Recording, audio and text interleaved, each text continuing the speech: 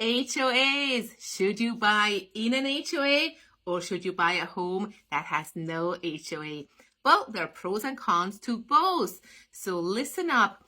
There's a lot of areas that do have HOAs and you can't really find much without HOA. If that's the case, you pretty much have no choice but to purchase where there's an HOA. But purchasing within an HOA, they have rules and regulation, meaning if you don't like something that your neighbor does and it's against the HOA rules, you can have the HOA enforce those rules. Now, the con there as well, if you're living in an HOA, you have to follow those rules, and some of those rules can be quite ridiculous.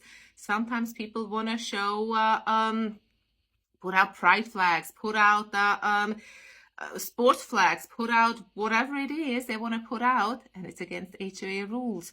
So if you live in an HOA, you have to follow their rules. Some HOAs can be pretty tricky as well.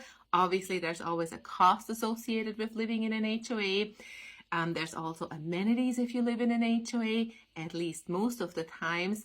And then there's HOAs that are more strict than other HOAs. So before you purchase, always read the fine print in the HOA documents.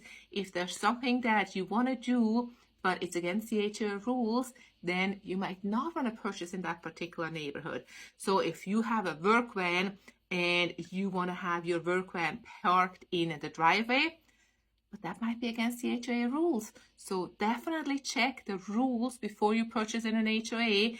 And then if you purchase outside an HOA and something is happening that you don't like, it's really hard to enforce it unless it's against county rules, and then you can get the county involved. But definitely double check, talk to your real estate agent, and always read those HOA documents, read the fine prints.